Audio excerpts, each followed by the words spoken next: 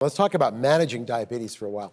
Despite increased awareness and multiple treatment options, success in the optimal management of type 2 diabetes has been, I think it's fair to say, mixed.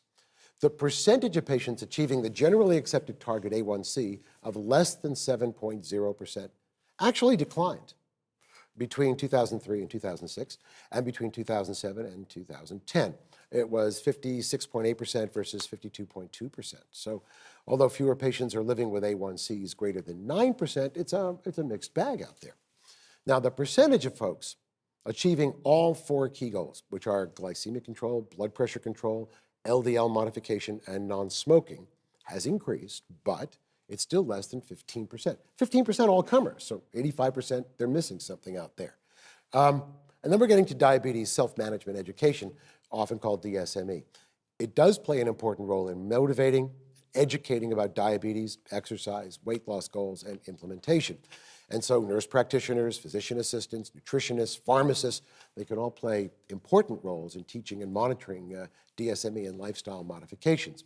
So there are some well-understood principles of type 2 diabetes management and treatment. First of all, optimal therapy must address, and I think we've pointed that out here, multiple targets to manage hyperglycemia through disease progression. And I think everybody would agree that starting treatment early is important.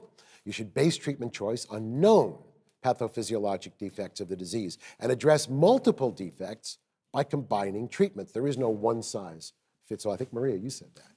You can tailor the A1C goals to the patient's individual histories, ages, comorbidities, risk factors, and support systems. And that was your point, Yehuda, a few moments ago.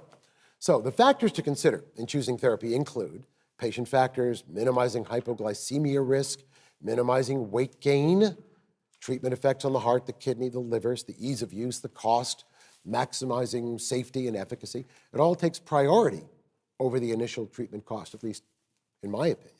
So how does the current emphasis on patient-centered treatment goals affect your choice of therapy, Gary?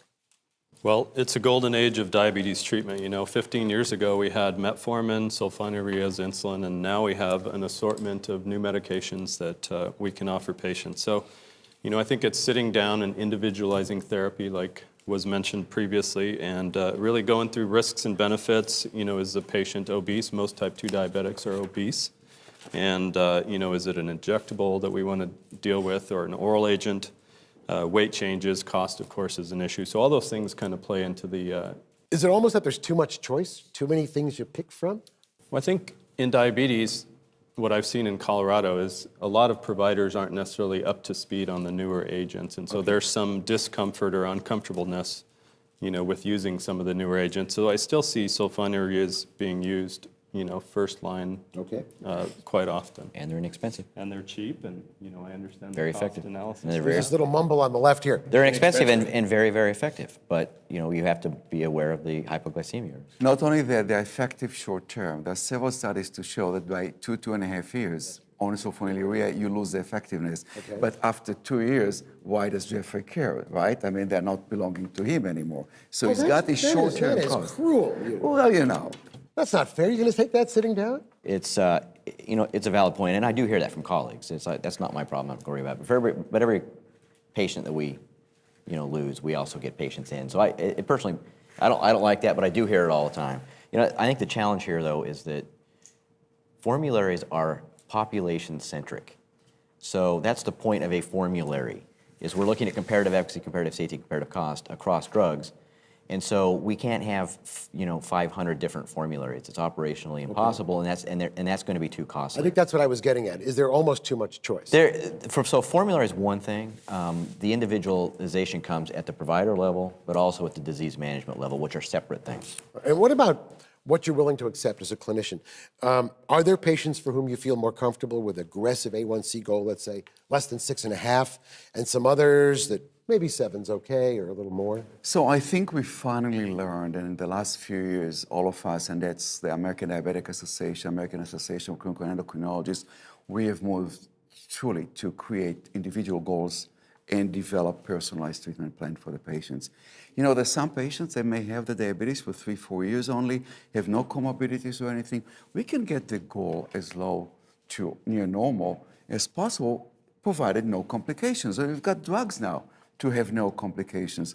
But if there is that person who's got short lifespan, got some other comorbidities, maybe higher risk for hypoglycemia, relax.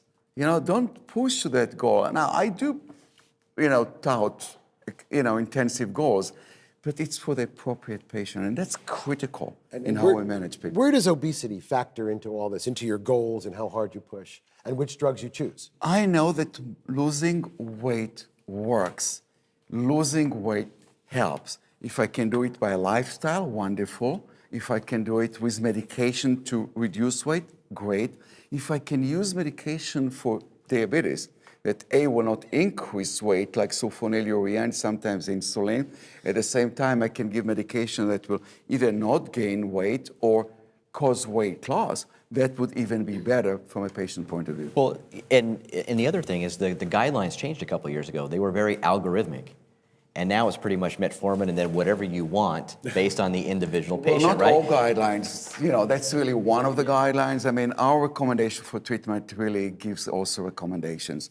And the ADA will continue with us still. But from a payer perspective, it actually hurt our ability to do things because it's Then just choose it's the wide ACE open. recommendation. It will make it easier for you. I think a challenge we're also having is that there is clinical inertia. And when you look at some subsets of patients and the cost that they are incurring to the payer, they may be on 4 or 5 orals, still not at goal. They start off with a very high A1C. And so the movement toward a more algorithmic approach, still about individualizing choice, but in the end also thinking about how do you get to goal, risk versus benefit, but how do you get there quickly? I want to move on.